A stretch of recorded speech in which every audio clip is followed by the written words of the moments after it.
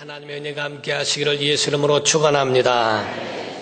기독교의 신비라고 하는 것은 하나님의 아들이 이 땅에 육신을 입고 오셨다고 하는 겁니다. 신학용어로 인카네이션이라 이렇게 표현을 하는데, 요한복음 1장 14절에 말씀이 육신이 되어 우리 가운데 거하심에 은혜와 진리가 충만하더라라고 되어 있어요. 요한복음 1장 1절부터 말씀하기를 태초에 말씀이 계시니라. 이 말씀이 하나님과 함께 계셨으니 이 말씀은 곧 하나님이시니라. 하나님이신 그분, 신이신 그가, 하나님의 아들이신 그가 육신을 입고 이 땅에 오신 것은 이건 전 지구상에 정말 불가능한 일이요, 이건 굉장히 특별하고 소중한 일이라는 거예요. 세상에 어떤 종교가 많이 있다 할지라도 그 종교 가운데에 하나님이 육신을 입고 오셨다는 이야기를 합니까? 세상에는 유명하고 훌륭한 사람이 나서 그리고 태어나서 그들의 선한 삶을 살다가 세상을 떠난 인간에 불과한 것인데, 기독교에서 말하고 있는 이 기독교의 신비 중에 가장 중요한 것은 하나님의 아들을 이 땅에 보내실 때에 육신을 입고 보내셨고, 육신을 입고 이 땅에 오신 예수 그리스도, 그분이 곧 온 인류를 구원하실 구주요 메시아라고 하는 겁니다. 예수님은 이 땅에 계셔서 33년 동안을 계셨는데 30세까지 목수의 일을 감당하시고 30세가 됐을 때 요단강에서 침례를 받으신 후에 그 가운데 공생애를 살기 시작하셨습니다. 그때에 첫 번째로는 전도의 일을 하셨고, 두 번째로는 가르치는 일을 하셨으며, 세 번째로는 치유 사역을 하셨습니다. 병든 자들을 고치시고 죽은 자를 살리고 그 밖에 가난한 자들에게 복음을 전하며 많은 사람들의 영혼도 정신도 육체도 그들을 건지시는 구원케 하시는 일을 하시다가, 이제 마침내 이제 마지막 예수께서 이 땅에 오신 목적, 곧 인류의 죄를 사하게 하기 위하여 대신 담당하는 대속하실 그 은혜로 십자가의 죽임을 당하심으로 죄의 값은 사망인데 곧 율법은 사망을 요구하고 죄는 피를 요구합니다. 예수 그리스도의 피 흘림으로 죄가 사해졌고, 예수의 죽으심으로 말미암아 율법에 곧 죄의 값은 사망이라고 하는 그 사망의 값을 지불해 주셨어요. 그러나 죄가 없다고 하는 분명한 그 죄에 대한 무죄가 밝혀짐으로 인하여 예수 부활하신 줄 믿습니다. 예수 부활하신 것은 기독교의 굉장한 큰 역사입니다. 예수 이 땅에 오신 것도 중요하지만 그분이 오신 목적은 죄의 값을 지불하시는 것이요, 만약에 부활이 없다고 한다면 그도 죄악 중에 죽는 것이니 예수님도 죄인이에 불과할 뿐입니다. 그러나 그분은 부활하셨고 또 하늘에 오르신 줄 믿습니다. 그래서 예수 이 땅에 계실 때에, 육체로 계실 때에 성찬을 하게 하셨고, 성찬은 죽임을 당하시기 전 잡히시던 밤에 떡을 가지사 축사하시고 떼어 가라사대라고 말씀했어요. 성찬이라고 하는 건 예수께서 이 땅에 육체를 입고 오셨다고 하는 십자가에 죽으시는 그분을 뜻하는 것이요, 예수의 또 부활하신 다음에 너희는 가서 모든 민족으로 제자를 삼아 아버지와 아들과 성령의 이름으로 침례를 주고 라고 말씀하신 것은 부활하신 후에야 비로소 명령하신 것이니 예수 부활하신 증거요, 곧 내가 가면 너희를 위하여 성령을 보내리라 하고 약속하시더니, 과연 그가 하늘에 오르시고 하나님 우편에 앉으심으로 인하여 오순절날에 120문도에게 성령이 임하심으로 인해 바로 모든 사람들이 성령의 역사를 경험하는 은사와 이런 능력과 권능을 받는 영적 삶을 살게 된 것입니다. 그러므로서 이와 같이 하나님의 아들이 오셔서 이루신 그 역사는 대단하고 엄청난 역사가 있는 거예요.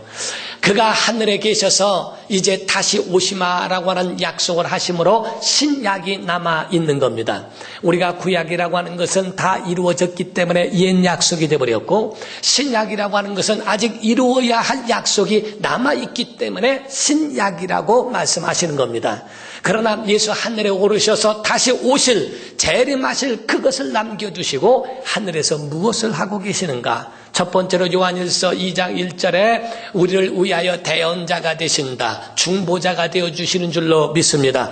바로 그분은 우리의 중보자가 되시는 거예요. 우리가 죄를 범하게 돼서 넘어질지라도 주께서 저는 내가 피로 값주고 샀으니 내 피로 인하여 죄를 사하여 주소서, 그렇게 하나님의 아들이 하나님과 우리 사이에 중보자가 되신다라고 말씀합니다. 두 번째로는 우리를 위하여 밤낮 기도하고 간구하시는 분이시라고 로마서 8장 34절에 말씀하셨어요. 그는 하늘에 오르사 하나님 우편에서 밤낮 우리를 위하여 간구하시는 분이시니라. 사랑하는 성도 여러분, 하나님의 아들이신 이가 육체를 입고 이 땅에 오실 때 심한 통곡과 눈물로 간구와 소원을 울렸다고 하셨어요. 제자들을 부르실 때도 기도하고 그들을 밤새 처리하신 후에 부르셨다고 돼 있어요. 하나님의 아들이신 이가 무엇이 아쉬워서 기도하시겠어요? 그러나 하나님의 아들이신 이라 할지라도 이 땅에 계실 때 기도하시고 제자도 부르시고 겟세마네 동산에서도 기도하고 십자가 지시고 새벽마다 기도하시고 하는 일을 하시고, 그럴 뿐만 아니라 하늘에서도 우리를 위하여 밤낮 기도하신다고 했습니다. 여러분과 우리도 주님 닮아 기도하는 성도 되기를 주 이름으로 축원합니다. 바로 주께서 우리의 중보자가 되시며 우리를 위하여 하늘에서 기도해 주시고, 세 번째로는 사도행전 2장 33절에 말씀하기를 예수께서 하늘에 오르셔서 하나님의 그를 하나님께서 오른손으로 높이심에 그가 아버지께 성령을 받아서 우리에게 보내주신다라고 약속하셨습니다. 그래서 예수께서는 하늘에서 우리를 위하여 성령을 보내주신다. 왜냐하면 성령을 받아야 권능을 받기 때문에 그렇습니다. 그래서 사도행전 1장 8절에 성령이 임하시면 너희가 권능을 받고 라고 말씀했죠. 4절부터 이하에는 뭐라고 하십니까? 3절부터 4절 이하에는 너희가 약속한 바 성령을 받기까지 예루살렘을 떠나지 마라. 오늘날 성령 충만받지 않고 교회를 떠나는 것은 굉장히 위험한 일입니다. 불순종입니다. 우리 심령 가운데 성령의 충만함이 있어야 한다는 거예요. 여러분 삶의 성령 충만함이 있기를 예수 이름으로 축원합니다. 네 번째로 하늘에서 예수께서 우리를 위하여 하시는 것이 뭡니까? 우리가 장례를 치르게 되면은 장례 치를 때 꼭 빠지지 않고 옛날에는 그 찬송을 불렀어요. 달빛보다 더 밝은 천국 믿는 맘 가지고 보겠네. 믿는 자 위하여 있을 곳 우리 주 예비해 두셨네. 며칠 후 이럽니다. 거기에 믿는 자 위하여 있을 곳을 예비해 두셨다고 하는 것처럼 요한복음 14장 1절에서 3절의 말씀입니다. 너희는 마음에 근심하지 말라. 하나님을 믿으니 또 나를 믿으라. 내 아버지 집에 거할 곳이 많도다. 그렇지 않았으면 내가 너희에게 먼저 일렀으리라. 내가 너희를 위하여 거처를 예비하면 내가 다시 와서 너희도 나 있는 곳에 있게 하리라. 이렇게 말씀했죠. 우리의 소망은 하늘인 줄 믿습니다. 여러분, 우리가 이 땅에 머물러 있어도요, 정말 하나님께서 언제 부르실지 모르는 상황에 살고 있습니다. 우리의 종말은 두 가지라고 해서 개인적 종말이 있고 지구의 종말이 있는 거예요. 인류의 종말을 기다리지 말고 개인의 종말부터 준비하라는 겁니다. 우리의 종말이 언제 우리에게 다가올지 모르는 것, 그것을 하나님께서 그분의 시간표에 맞춰서 우리를 부르실 때에 언제든지 갈 수 있도록 준비하라.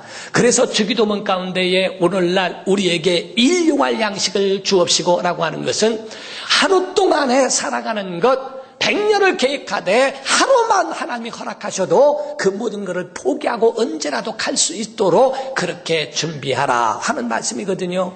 우린 영원한 하나님의 나라를 소망하기를 주름으로 축원합니다. 이것이 바로 예수께서 하늘에 계셔서 믿는 자를 위하여 하시는 일입니다. 우리를 위하여 중보자가 되시고 기도해 주시고 성령을 보내주시고 우리를 위하여 처소 거처를 준비해 주신다라고 말씀을 하셨어요.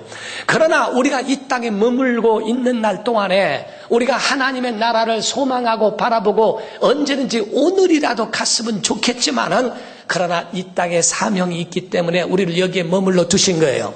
오늘날 우리 교회에 여러분이 머무신 것도 하나님이 주신 사명이 있는 줄 믿습니다.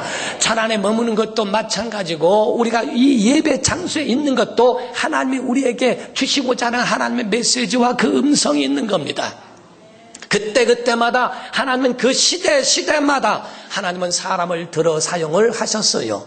하나님이 일방적으로 하시는 것이 아니라 하나님은 그때마다 인간을 도구로 쓰시고 그들을 통하여 하나님의 일을, 거룩한 일을 해내셨던 겁니다. 하나님이 하실 일들도 있지만 인간을 통하여 하실 일들도 남겨두셨다 하는 거예요. 그래서 구약에도 하나님이 자기의 마음에 맞는 자들을, 그들을 부르시고 맞는 자들을 사용하신 것처럼 신약에도 마가복음 3장 13절에 이하에 예수께서 또 산에 오르시니 제자들이 나온지라 자기의 원하는 자들을 부르시니 그들을 함께 있게 하시고 전도도 하고 귀신도 내어쫓는 권세도 있게 하리 하심이라고 14절 15절 이하에 말씀했어요. 예수께서 제자들을 부르시더라도 그 제자들을 자기의 마음에 원하는 자를 부르셨다. 하나님의 마음에 합한 자라. 하나님이 다윗을 보시더라도 자기의 마음에 합한 자를 부르시고 거기에 맞는 깜으로 사용하지 않겠습니까?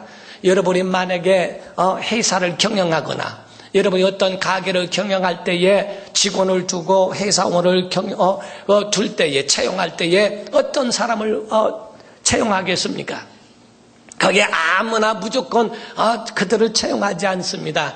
자기의 마음에 맞는 사람, 자기의 마음에 드는 사람, 믿음직한 사람을 불러 찾지 않겠어요? 이와 같이 구약에도 하나님은 자기의 마음에 원하는 사람들, 신약에도 주님은 제자들을 자기의 원하는 자들을 부르셨다고 합니다. 아무리 유능한 건축자가 있다 할지라도 그 건축자가 좋은 재료가 있지 않으면 좋은 작품이 나오질 않아요. 하나님의 진리를 그 가운데 10년 가운데 넣으신다 할지라도 그릇이 깨져버리면 거기에 맞는 용도가 아니면 그 맛을 내지 못합니다. 항아리가 있습니다. 그 항아리다가 된장을 넣습니다. 항아리가 된장을 만드는 게 아니고 사람이 된장을 만들어 놓고 그 된장의 맛을 내지만 그릇이 항아리면 더 숙성이 잘 되고 된장의 참 맛을 낼 수 있도록 만들어 주는 것처럼 말이에요. 하나님께서 거기에 대한 재료를 주시고 그 재료를 사용하는 건축자같이 구약에는 구약대로 신약에는 신약대로 하나님이 그들에 대하여 부르시고 그들을 거기에 맞춰 사용하신 거예요. 오죽하면 얼마나 그것이 소중하고 얼마나 그것이 귀한 일인가. 그래서 예수께서는 밤이 맞도록 기도하시고 제자들을 부르셨다고 누가복음 6장 12절에서 16절의 말씀을 이야기합니다. 밤이 맞도록 마태복음, 마가복음에 나오지 않지만 누가복음에는 밤이 맞도록 기도하고 그리고 12사도를 그들을 부르셨다라고 성경은 말씀을 했어요. 사랑하는 성도 여러분, 하나님께서는 그런 자들을 찾으신다.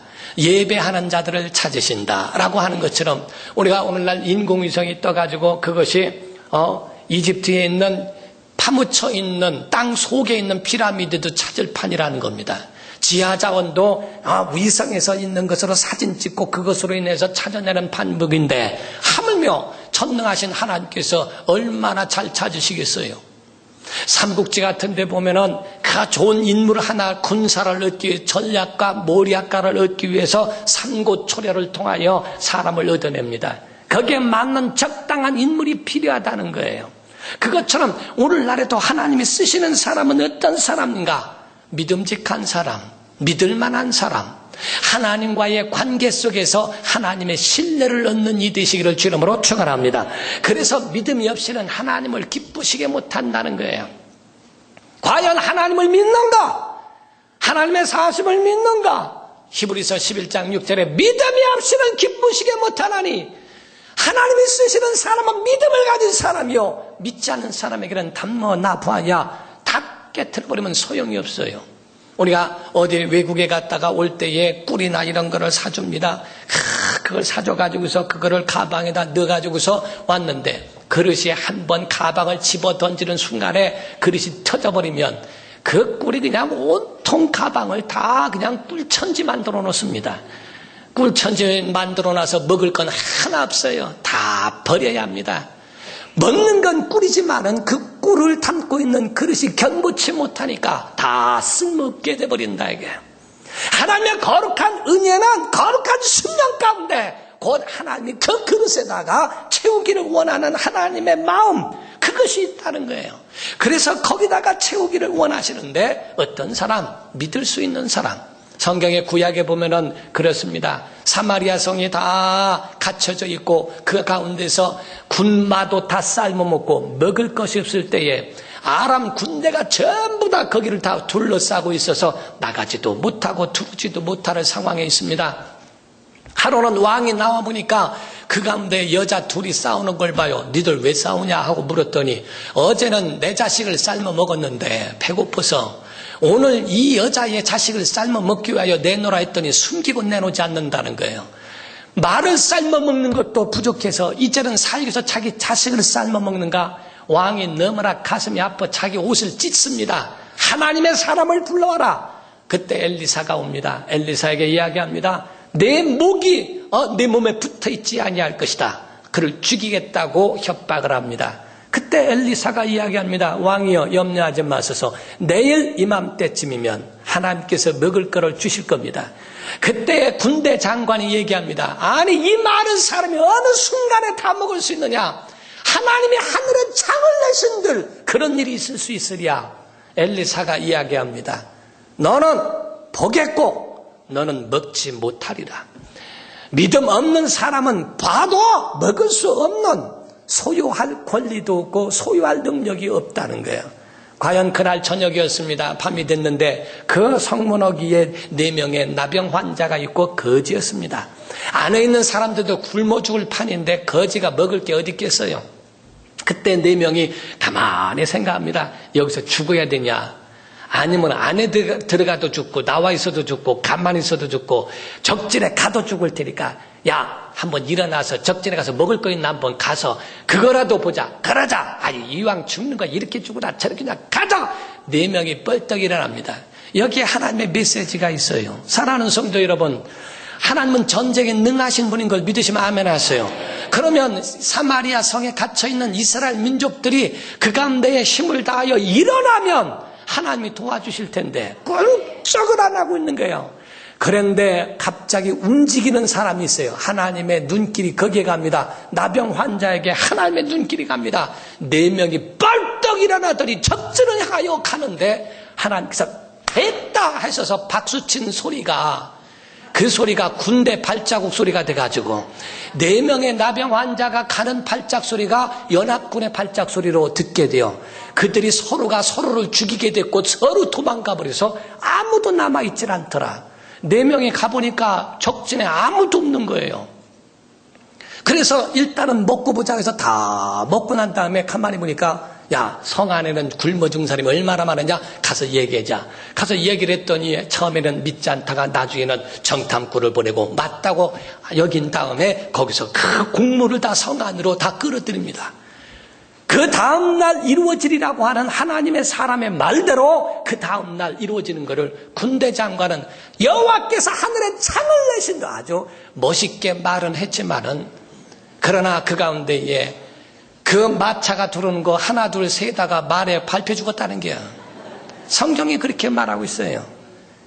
믿음은 있는 사람, 하나님 쓰는 사람 누군가, 믿음 있는 사람, 하나님의 약속을 믿는 사람, 하나님은 그들 하나님과의 관계 속에서 하나님의 약속을 믿는 사람, 그 사람을 쓰신다는 겁니다.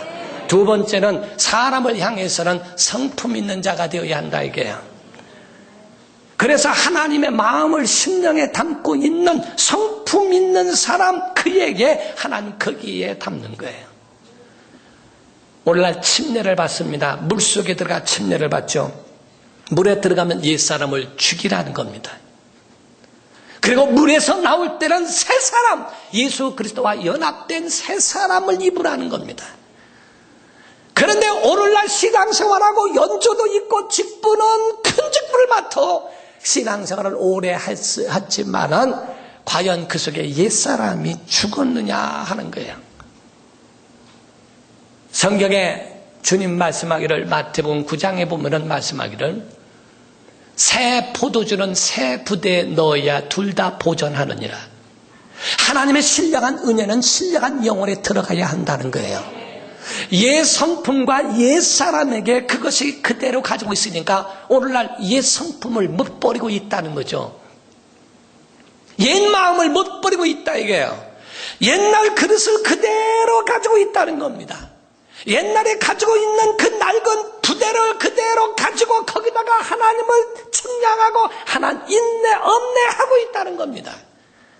성품이 하나님께 대한 이 성품, 세상을 향한, 이웃을 향한 성품에 대하여서는 어떤 성품이야 할까? 하나님이 기뻐하실까? 사울이라고 하는 사람이 있어요.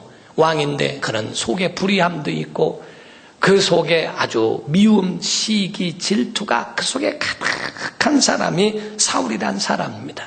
어쩌면 다윗을 죽일까 이것만 연구하고 있고 다른 자기의 나라를 견고히 세워가려고 하는 것은 둘째치고 자기에게 위협당하는 또 내가 왕에서 떨어지면 다윗이 왕 되지 않을까라고 하는 그런 경계심에서 다윗을 어떻게 하면 죽일까 하는 그런 것만 가지고 있는 걸 보게 됩니다. 하나님이 좋아하는 그릇이 아니에요. 저는 목회하면서 지금까지 이렇게 보면서 30년 정도를 했으면 그래도 거의 전문가라고 볼 수 있죠. 제가 그 정도 보면서 느끼는 것 중에는요. 하나님이 이례적으로 쓰는 이가 있고 하나님이 오래도록 사랑하셔서 쓰는 이도 있더라. 하나님이 쓰실 때에 그냥 이례적으로 한순간에 끝나버리는 것이 아니고 정말 그들이 오래도록 사랑받으며 하나님 쓰시는 사람이 되는 것이 얼마나 중요한가. 12 제자가 있을 때에 세 부류로 나눌 수 있습니다. 베드로, 야고보, 요한은 항상 주님이 중대한 부분에 함께 데리고 가셨어요. 나머지 제자들에 대해서는 그냥 주의 진리의 말씀에 순종하는 보편적인 사람이었습니다. 그러나 그 가운데 세 번째 사람은 가룟 유다였습니다. 예수님을 판 자요, 예수님을 배신한 자라. 7 집사가 있었습니다. 7명인데 세 부류로 나눌 수 있습니다. 스데반과 빌립이라고 하는 집사는 순교를 당했고 빌립 집사는 복음을 전하는 성경에 기록된 말씀이 있습니다. 그러나 나머지 브로고로 디몬, 바메나, 니가노로 같은 사람에 대하여서는 그냥 그 후로는 기록되어 있지 않고 평범합니다. 마지막 7번째는 니골라라고 하는 자는 요한계시록에 보면은 2절에 처음에는 믿음으로 성령 충만해서 시작했지만은 성령을 회방한 자요. 자기가 당을 만들어서 니골라 당을 만들어 하나님의 사람과 교회를 대적한 자라고 하는 성령이 그를 미워하신다는 대명사로 나옵니다.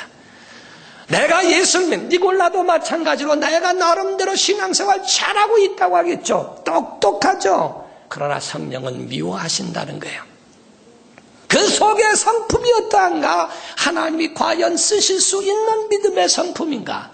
하나님이 쓰셔도 길게 쓰셔야 하고 우리 영원한 하나님의 나라에 들어갈 수 있어야 합니다. 여러분, 가룟 유다도 마태복음 10장 1절에 보면 예수께서 12 제자를 부르사 둘씩 짝 지어버리시며 가면서 전파하여 말하되 너희가 바로 가난한 자에게 복음이 전파되고 소경이 보며 또 귀머거리가 듣고 벙어리가 말하며 문둥병자가 깨끗함을 얻는다 하라. 12 제자를 부르시고 둘씩 보내시면서 능력을 주셨다고 되어 있습니다. 가룟 유다는 제외된 것이 아닙니다. 가룟 유다도 똑같이 12 제자 가운데 들어가 병든 자 고치고 사역하고 다 했어요. 결국에는 그 가운데에 하나님이 쓰시고 그를 내려놓으시는 그런 경우들도 없지 않아 있더라. 사랑하는 성도 여러분, 우리는 하나님이 쓰실 때 길게 쓰셔야 됩니다. 하나님 쓰시는 그릇 되기를 주의 이름으로 축원합니다. 물론 양심과 성품이 구원받게 하는 것은 아닙니다. 믿음이 구원을 받게 하는 것이지만 예수의 피의 은혜가 우리를 구원받게 하는 것이지만 하나님이 우리에게 그러한 성품 가운데 진리가 담겨지기를 원하는 건 주의 의도입니다. 마태복음 5장에 보면은 팔복에 대해서 나오는데 그 가운데 보면은 대부분이 다 성품에 관한 이야기예요. 온유한 자는 복이 있나니 저희가 땅을 기업을 얻을 것이요. 땅을 기업을 얻는다는 말은 형통의 복이라 하는 얘기예요. 화평케 하는 자는 복이 있나니 저희가 하나님의 아들이라 일컬음을 받을 것임이라. 화평케 한다는 말은 화평을 만드는 사람이란 말입니다. 하나님의 사람은 화평을 만드는 사람이에요. 어디를 가나 화평함이 없는 곳이라도 그만 가면은 화평이 만들어지도록 부모와 자녀 간에 화평이 만들어져야 되고요. 형제와 형제가 화평이 만들어져야 되고요. 부부가 화평이 만들어져야 됩니다. 아멘도 별로 크게 안 하네. 자, 화평이 만들어져야 됩니다. 처음서부터 그러면 얼마나 감사할까. 성도가 성도 간에도 화평이 만들어지기를 주 이름으로 축원합니다. 그런 사람이 하나님의 아들이라 일컬음을 받는다는 것이고, 긍휼히 여기는 자는 뭐예요? 그런 도와주고 채워주고 섬겨주고 세워주는 일을 하는 것을 말합니다. 하나님은 이러한 심령의 진리를 담기를 원하시는데 그 마음이 어떤가? 온유와 겸손함이 그 속에 있을 수 있을까? 우리가요, 자녀가 속색이죠. 자녀가 속색이다고 자녀가 아니지는 않습니다. 자식을 키우는 사람은 자기 자녀에 대하여 남 욕할 수도 없고 자기 자녀에 대하여 과신할 수도 없어요. 그런데 자기 자녀들을 키우고 있는 자녀들이 속색인다 그래서 자녀가 아닙니까? 호적판다고 자녀가 아닙니까? 자기 자녀는 자기 자녀이란 말이죠. 그러나 아버지, 어머니 속은 박박 썩습니다. 하나님이 얼마나 괴로울까? 예수를 믿으면서도 하나님 뜻대로 행하지 않고 예수를 믿으면서도 전혀 옛 성품 가지고 있으면 자녀는 자녀인데 주님은 얼마나 괴로워하시고 성령은 탄식하실까 하는 것을 이야기하는 거예요. 우리는 오해하지 말아야 할 것은요, 아까 말씀처럼 항아리가 된장 만드는 거 아닙니다. 물 갖다 채워놨는데 항아리가 해가면서 된장 만들어내는 거 아닙니다. 된장을 만들어 넣은 거를 숙성시킬 뿐이죠. 좋은 그릇이 숙성케 하는 것 뿐이죠. 능력은 하나님의 거예요. 내 것이라고 착각해서는 안 됩니다. 지혜도 하나님이 주신 것으로 사는 것이지 내 지혜가 아닙니다. 여기에 불이 들어옵니다. 이거는 한전하고 연결되어 있어가지고서 발전소에서 돌아가지고 이게 이쪽으로 보내주는 거죠. 돈 안 내가지고 전기 끊으면요 바로 꺼집니다. 전기 내 거 아닙니다. 거기서 보내줘야 불이 들어오는 거고요. 충전도 충전되자면 안 되는 거예요. 이 한장에 불이 굉장히 꺼질 수 있어요. 하나님과 연결이 끊어지면 그분이 소멸돼버리고 그 마음속에 화를 쌓일 수 있어요. 말로 기다리고요. 개운해야 쌓이며 개만 풀려내 주인이 한다. 그거잖아요. 도시기나 하고 친구요. 그래서 두 가지 기본적인 말. 그러면 딱 앉아 있고요. 그래서 또 해다 먹으려면 안 돼. 그러면 탁 못 먹습니다. 먹으려고 탁 하다가 탁 서가지고 안 먹죠. 먹어. 그럼 그때 먹죠. 우리 집게는 그냥 먹으라 그래도 먹고 먹지 말라 그래도 먹고 그래요. 그런데 훈련된 거는 가만히 있어도 안 돼. 그러면 탁 서가지고 못 먹고 탁 쳐다보고 있고 합니다. 먹을 거는 보지만은 모든 귀는 주인의 음성에 귀를 기울이고 있다. 여러분, 하나님의 사람은 하나님의 음성에 귀 기울이고 있는 거예요. 기분 나쁘다고 나 교회 안 가. 아직 꺼내가 아니고 기분 나쁘. 오늘 일이 있다고 안 가. 뭐 했다고 안 가. 주위에 그거를 협박하려고 하지 말고요. 믿음의 사람이라고 하는 것은 주의 말씀에 귀를 기울이는 게 그것이 바로 하나님이 원하시는 성품으로 만들어 놓는 거예요. 여러분 보세요. 국은 국자로 푸는 것이지 조리로 푸는 게 아닙니다. 물 있는 국은 국자로 푸는 것이고 밥은 조리로 푸는 게 아니라 주걱으로 푸는 겁니다. 신령한 심령, 신령한 은혜는 신령한 그릇에 담아야 된다. 새 포도주는 새 푸대에 담아야 한다.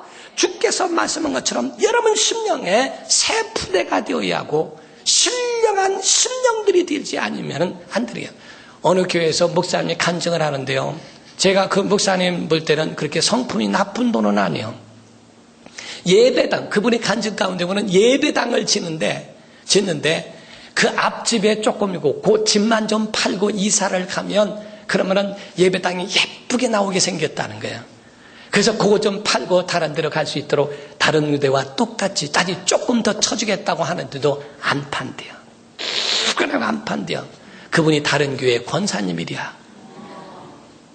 불신자라면은 이해 안 하는데 설득해. 결국은 그걸 안 팔아서 이렇게 줬대요. 교회를 이렇게 파가지고 할 수 없이. 그런데 그 권사님이 나오면은 성도들이 예배 끝나고 나면 성도들 향하여 저주하고 욕하고 얼마나 목사님 나와도 목사님한테 욕하는데 목사님 얘기가 그래요. 세상에 한국에 그런 욕이 종류가 그렇게 많은 줄 처음 들었대요. 한국 욕이 그렇게 이렇게 종류가 많은 줄은 처음 알았대요. 그럴 정도로 얼마나 이거 새벽 기도도 나와서 뭐를 기도할 건가? 그 속에 과연 뭐를 담고 있는가? 참 마음에 너무너무 좀 마음이 좋지 않다 그러죠. 오늘 에베소 교회에 바울이 거기에 에베소 교회에다가 권면하는 겁니다. 하나님을 본받는 삶에 대하여 생활이 뭔지 아냐? 거짓 것을 버리고 참된 것을 말하며 분을 내도 죄짓지 말고 해가 지도록 분을 품지 말아라. 해 지기 전에는 끝내라. 마귀에게 틈타지 못하게 하고 도둑질하는 자는 다시 도둑질하지 말고 가난한 자에게는 구제할 수 있게 하고 자기 손으로 수고하여 선한 일을 해라. 29절은 그럽니다. 무릇 더러운 말은 너희 입 밖에도 내지 말고 오직 덕을 세우는 데 소용되는 대로 선한 말을 하여 듣는 자들에게 은혜를 끼치게 하라. 내가 성령을 근심하게 하지 말아라. 사랑하는 성도 여러분, 교회와 가정은 하나님의 영역인 줄 믿습니다. 교회에 하나님이 계시다고 그러죠. 가정에도 하나님이 계시는 거예요. 그것처럼 여러분의 심령, 여러분 마음에도요, 다른 자가 점령하지 못하도록. 여러분은 집에 다른 엉뚱한 사람이 점령하고 들어오면 어떻겠어요? 여러분 심령에도 하나님만 관리하도록, 여러분 마음에 정말 하나님의 은혜로만 가득 채워질 수 있도록 마귀가 접근하여 그 마음을 휘저어 놓지 아니하도록 정말 여러분 마음에 하나님의 은혜로 관리하는 성도가 되도록 여러분 삶을 주 앞에 내놓기를 예수 이름으로 축원합니다. 기도하시겠습니다.